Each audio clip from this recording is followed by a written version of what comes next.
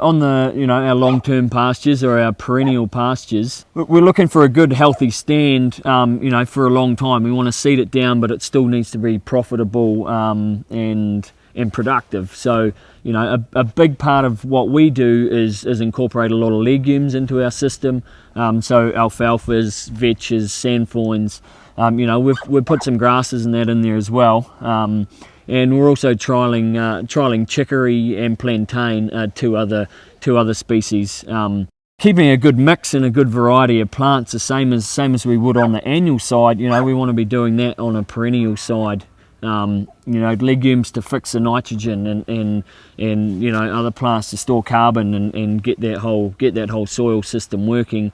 And the production that we can get on top of it too. The legumes for us are a really big part of our system.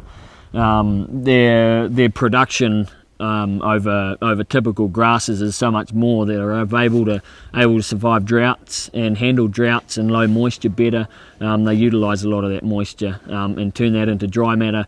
And also the feed value of those legumes is higher than a lot of other plants that we could grow. So for us, they're a win-win.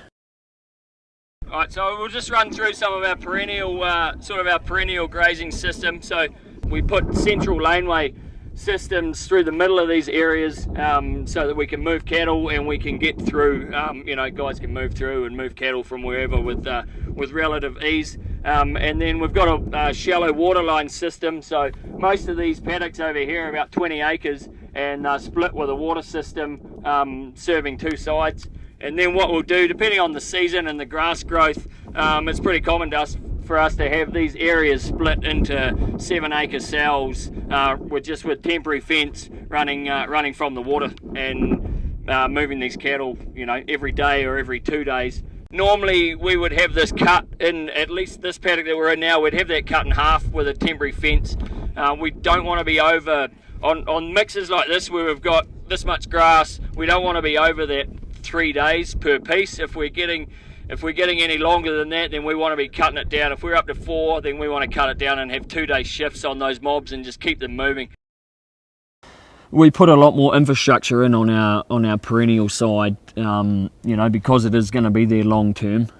But when you break that down over the 8 to 10 year lifespan of that pasture, then it becomes relatively cheap, I guess, because you've got the upfront initial seeding costs and the infrastructure costs. Our infrastructure costs for permanent infrastructure are around $65 an acre.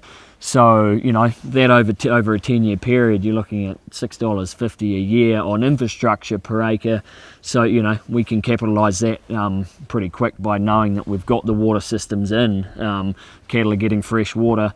The fences are in. We can rotate our pastures and really take care of those pastures so that we do get the longevity out of them that we need to. They're getting the rest period, and we're always utilising sunshine. We've always got something growing, and we can maximise that whole system.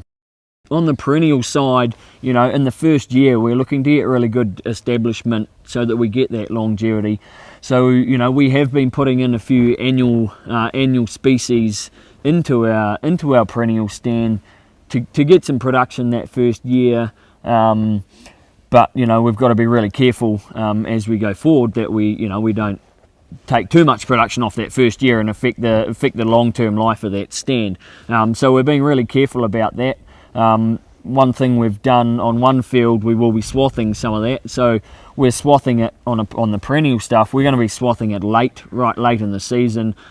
Give those plants a lot of time to basically grow and get established within the stand, and then we'll get that production off it later on into the winter.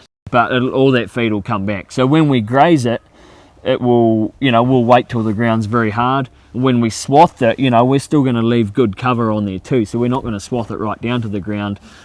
Basically, take it off. Wait till it's late in the season, so it's doesn't start rotting and kill the perennial species underneath. And then then we'll graze it midwinter when the ground's really hard, we're not affecting the soil. Cattle will be off there early, and then we'll let that regrowth come. So we're still looking for some production in year one, but not at the expense of the long-term life of the stand. This is your chicory here. This is it in its leafy stage. This is one here that's actually bolted, and so if we let it get to this stage, we're losing a lot of production, but we're not too worried about it for year one. But under a grazing system, you do need to be quite intense on this stuff to get the best out of it. But its survivability, that's something we're just waiting to see how well it handles the winters. We know we can get probably 2 or 3 winters out of this stuff, but we're yet to find out. And the other one in here is we've got plantain, and this is a tonic plantain. So this is a perennial as well. This is a PGG seed, and yeah, we're hoping to get survivability out of it throughout the winters, but we're yet to find out how that works. So we've had, bloat risk is another one, so that's something that we've got to be mindful of certain times of the season, and especially if we're going to be grazing higher alfalfa content. So, sandfoin and vetch and stuff in those mixes is something we can do. We do run a surfactant in the water if we have to. We haven't actually run that for the last 3 years, but we're set up to do that. But really that comes down to a management thing. So the guys, when they're moving cattle and stuff and they're on that feed, they're watching them and they know exactly what's going on. So, you need to keep a good eye on them anyway. So that's what we're doing. What we are, if we're too intensive on it, we are finding that the alfalfa is definitely starting to peter out. So that's going to be affecting our performance in the long term. So that's why we're looking at that. We're looking at that 10-year, but we're also adapting our management too, because we want to stretch that for as long as we can. But there's going to be a point there if we're losing production, then it's going to be more profitable to we can either drill in some alfalfa or spend some money and get that production back up. So this is this grass here is basically what we're wanting to put through the cattle, and we're not wanting to take it all. We're wanting to leave about half of it there, so we're getting instant good regrowth. If we let this grass get up to here and go to seed, we're going to lose a lot of quality. We're not going to get the performance on our stock, and we're not going to get the pounds per acre. And I guess that comes down to your stocking rate too.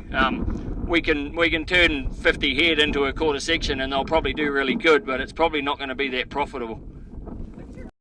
Look at your perennial stands and see how productive they are. See how many legumes you've got in there. If you've got no legumes in your stand, then you're going to be taking a lot out of the soil and not putting back as much as you potentially could.